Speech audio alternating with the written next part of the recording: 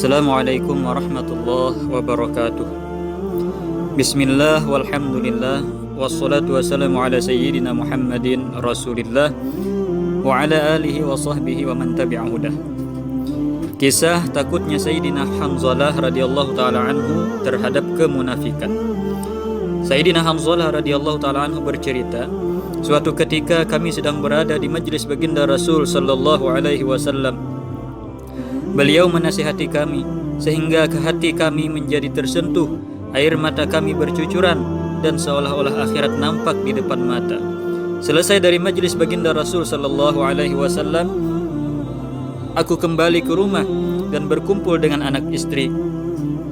Kemudian kami mulai berbicara mengenai sedikit masalah dunia, bercanda dengan anak-anak dan bercumbu dengan istri. Akibatnya pengaruh suasana yang aku dapatkan dari majlis baginda Nabi sallallahu alaihi wasallam pun mulai sirna. Maka terlintas dalam pikiranku, ternyata keadaanku berbeda dengan keadaan ketika di majlis baginda Nabi sallallahu alaihi wasallam itu.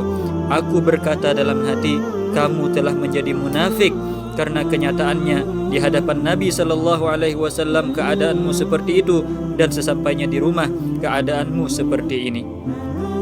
Akhirnya aku keluar rumah dalam keadaan menyesal dan sedih sambil berkata, Hanzalah, kamu telah munafik. Saat itu aku berpapasan dengan Sayyidina Abu Bakar radhiyallahu taala anhu. Aku berkata kepadanya, Hanzalah telah menjadi munafik. Mendengar perkataan ini dia berkata, Subhanallah, apa yang sedang kau katakan? Ini tidak mungkin. Kemudian aku pun menceritakan apa yang aku alami, bahwa ketika kami berada di majlis Nabi sallallahu alaihi wasallam, saat beliau bercerita tentang syurga dan neraka, seolah-olah nampak di depan mata. Namun ketika aku pulang ke rumah dan bercanda dengan anak istri, berbicara tentang harta benda dan lain-lainnya, semua pengaruh yang aku dapatkan bersama Nabi sallallahu alaihi wasallam terlupakan. Sayyidina Abu Bakar radhiyallahu taala anhu menyahut, hal itu juga terjadi pada diri saya. Kemudian keduanya menemui baginda Rasul sallallahu alaihi wasallam. Sayyidina Hanzalah radhiyallahu taala anhu berkata, "Ya Rasulullah, aku telah menjadi munafik." Beliau berkata, "Apa yang terjadi?" Sayyidina Hanzalah radhiyallahu taala anhu bercerita, "Ya Rasulullah, jika kami berada di hadapanmu dan engkau menceritakan syurga dan neraka kepada kami, seolah-olah keduanya nampak di depan mata kami. Akan tetapi, jika kami berpisah dengan engkau, bercanda dengan anak istri kami, dan sibuk dengan pekerjaan rumah tangga, semuanya terlupakan." Maka beliau menjawab, "Demi zat yang nyawaku berada di dalam kekuasaannya, jika setiap saat keadaanmu selalu seperti ketika bersamaku, maka para malaikat akan berjabat tangan denganmu di tempat tidurmu dan di jalan-jalan. Wahai Hanzalah, hanya saja keadaan seperti ini adalah langka, tetapi terkadang seperti ini, terkadang seperti itu." Faedah: manusia memiliki keperluan hidup yang harus ditunaikan, yaitu makan, minum, anak dan istri. Bahkan menanyakan keadaan mereka pun adalah penting. Demikian pula usaha mengingat akhirat seolah-olah nampak di depan mata adalah penting, meskipun kita tidak mampu setiap saat.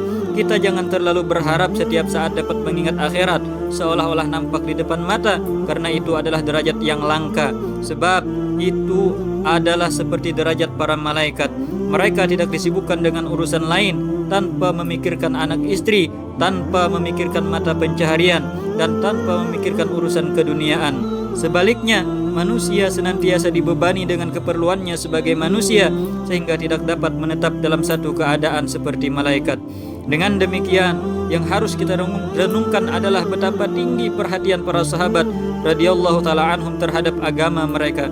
Jika sedikit saja keadaan mereka berubah dibandingkan mereka bersama dengan Nabi sallallahu alaihi wasallam, mereka menyangka bahwa diri mereka sudah menjadi seorang munafik. Ikhwatul iman yang dirahmati oleh Allah Subhanahu wa taala, subhanallah, demikianlah sepotong kisah hikmah dari sahabat Nabi sallallahu alaihi wasallam yang mulia. Mudah-mudahan kita bisa meniru dan mengikuti jejak langkah mereka, sehingga kita bisa berkumpul dengan mereka dan bersama baginda Nabi sallallahu alaihi wasallam di syurga kelak. Amin, Allahumma amin. Subhanakallahumma wa bihamdika, asyhadu an la ilaha illa anta, astaghfiruka wa atubu ilaik. Wassalamualaikum warahmatullahi wabarakatuh.